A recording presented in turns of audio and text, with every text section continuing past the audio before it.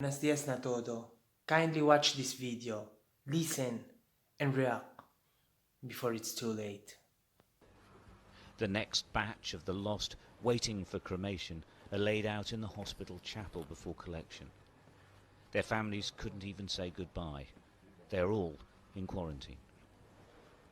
It's a recurring theme now. Everyone dies alone.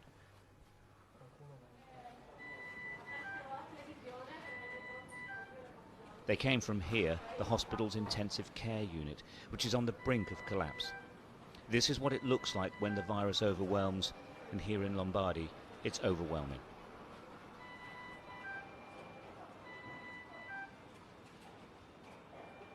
These patients are critically ill.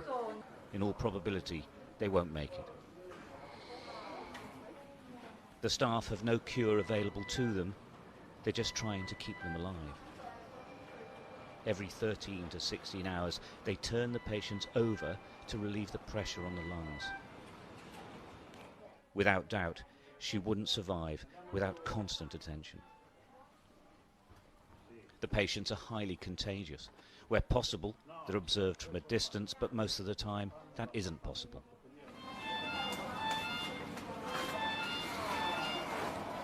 Nobody takes any risks. They wash and sanitize constantly. Gloves, masks and protective clothes are regularly changed. In truth, these men and women are exhausted. The system is at breaking point, and they are as well. But they keep going. They aren't the front line in this war. They are the only line. It's a very dangerous, is a disaster, is a tsunami. And we are here 12 hours a day.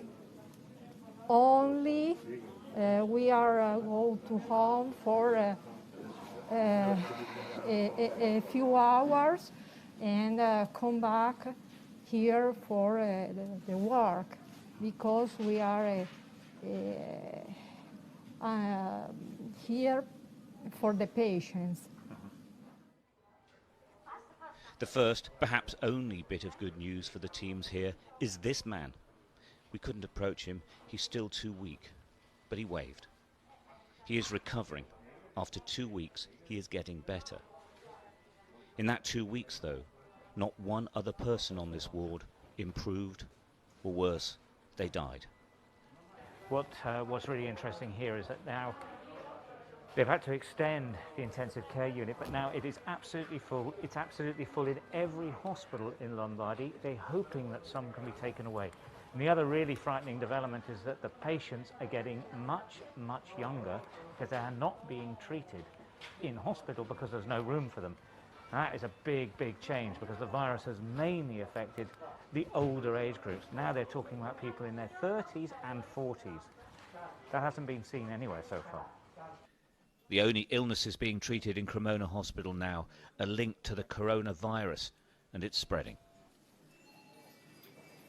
We opened this side of the department to intensive care only yesterday, and today is already full. Well, so in one day it's full? In one day, less than one day, yes. Emanuela Catanacci is a neurosurgeon normally. Now she's working in intensive care. She asked to send a message to the world. Lockdown. If you can see what's happened in another country or in another part of your country and wait to do something, I think now it's not more an option. Maybe at the beginning we didn't know exactly what would be happen, but now we know what happened. It's you don't think that it's happening here and it can't happen everywhere else. It will. Because it will, if you don't do anything to stop it. In Lombardy, they haven't run out of hope, but they're struggling with pretty much everything else. They're waiting for the epidemic to peak, but it could be weeks. It could be much longer. I'm Nick, and we are the Belfast Respiratory Team. We are now in the greatest medical crisis of our lifetime, stay at home. I'm Angela, one of the respiratory consultants. This is the crucial time.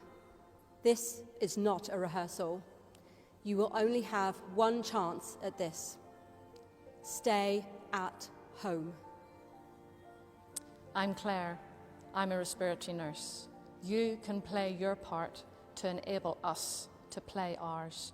Please stay at home. I'm Julian, a respiratory consultant. We all have a choice. If you choose to stay at home, you will save lives. Please, stay at home.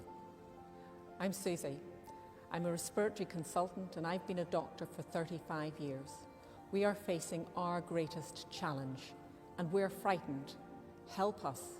Please stay at home. I'm Siobhan. I'm a respiratory physiotherapist. I know where my kids are. Where are your kids? Keep them at home. Stay at home. I'm Roshing, a respiratory nurse. Doctors and nurses have died. We need to stay healthy so we can help you. You can help save our lives. Stay at home. I'm Anne-Marie, respiratory nurse consultant. Thousands of people could die here. Help us reduce that number. Play your part. Save a life. Stay at home. My name is Thelma. I am a respiratory consultant. You've heard my colleagues. This is a crisis. Please stay at home, we beg you.